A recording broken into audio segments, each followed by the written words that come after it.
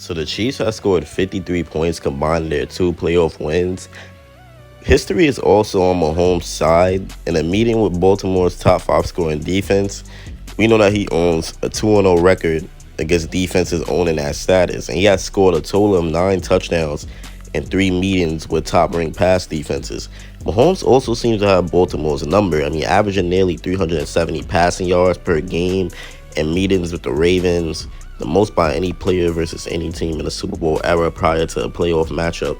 Now, another key thing to look out for, they have a ref in the rotation. I'm not trying to say it's Rick Fuss, but they have a ref in the rotation who is a massive edge to road teams. Road teams win at the #1 highest rate with him. He penalizes home teams in ways no other ref does, and he's calling the Chiefs road game. According to NFL analyst Warren Sharp, this ref, he has heavily favored the road team in recent years. NFL home teams have about a 50% win percentage, but in games called by Smith over the past couple of years, it's 40.8%. But forget that ref talk.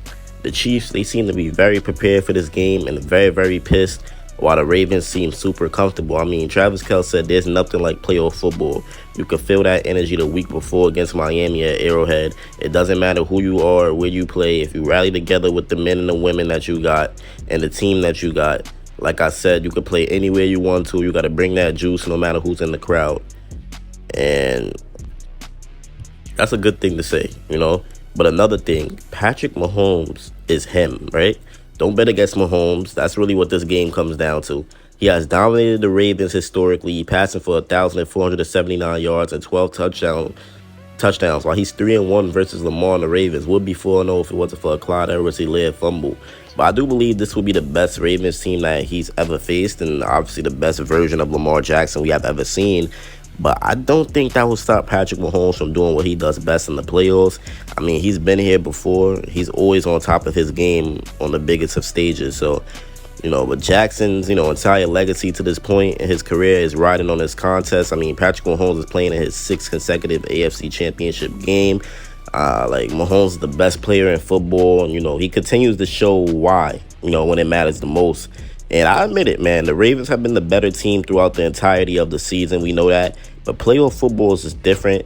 And the Chiefs are peaking at the perfect time. I mean, the implementation of weapons throughout the offense, it really makes the Chiefs more dangerous by the week. I mean, Rashee Rice, he's blown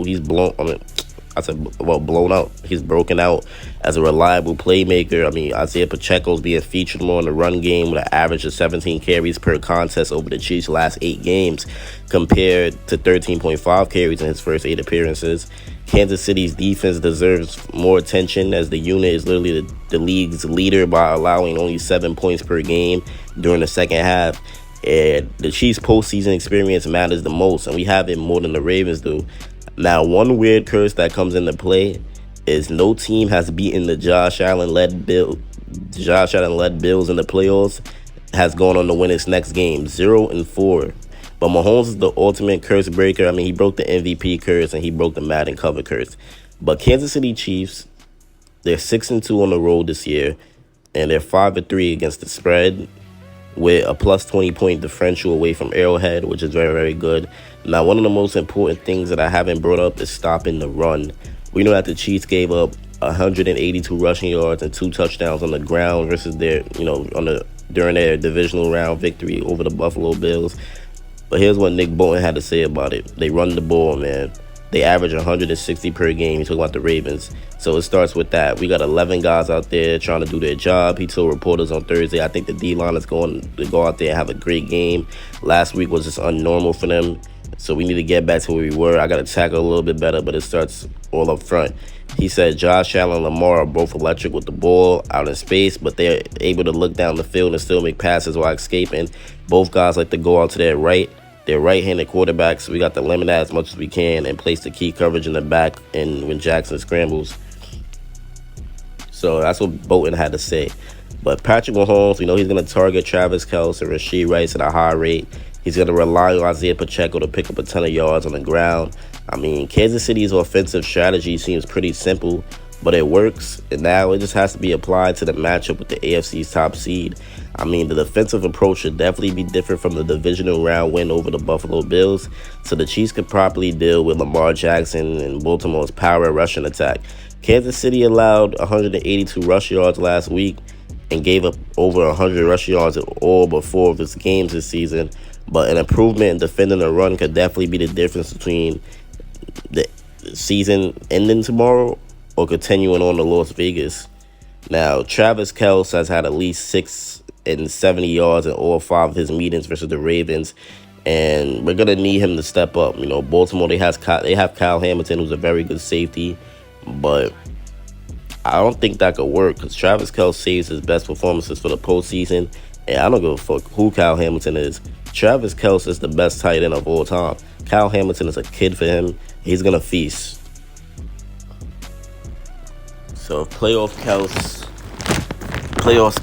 Kelce could show up and, you know, play like how we need him to play and step up, that'll be good. But we know the Chiefs, we're not gonna stray away from the offensive strategy that we use to reach the AFC Championship game. So Pacheco should earn a heavy dose of carries once again to provide balance alongside Mahomes. The Baltimore rushing defense only allowed 38 ground yards to the Houston Texans in the divisional round. Patrick Queen and the Ravens front 7 held 9 opponents under 100 rushing yards this season. So if Baltimore slows down Pacheco, we will be forced to throw the ball more, and it could get a little scary. But a strong rushing game would allow the Chiefs to assert their dominance and counter wherever Lamar Jackson and company throws at the Kansas City defense. Now, he is still Patrick Mahomes, right? He is still Patrick Mahomes. The Chiefs quarterback, Hall of Fame quarterback, got a chance to do something for the first time last week. Play an AFC playoff game on the road, and he delivered a near-perfect performance, completing 17 out of 23 passes for 215 yards and a pair of touchdowns. NFL passing rate of 131.6 and a QBR of 91.2. So he is still Patrick Mahomes. He's going to give the Chiefs a chance to win each and every week. Now, another reason, Chris Jones, right? He's going to blow up game plans. He always raises his game to another level in the postseason. Steve Spags love to play matchup ball with him. It's been a quiet year for Jones, but he's the reason why the whole D-line is playing good. And Jones is going to take over this game, man. I really think he's going to take over this game. But another huge reason is Steve Spags. Now, Spags, he's been on the real, you know. He did a lot for this defense. He's been just turning up, right? Defensively, he's been locking people up. And if it's a real chance that we could diagnose the Ravens' offense and break them apart. And McDuffie could delete a player's impact on offense. Snead could delete a player's impact on offense. So if you take away Lamar Jackson's weapons, we've seen Baltimore struggle in the past. And Spags has the tools to do it. It's not going to be an easy game for Baltimore tomorrow, man, at all. And I'm so ready to see it. I'm so ready to see it.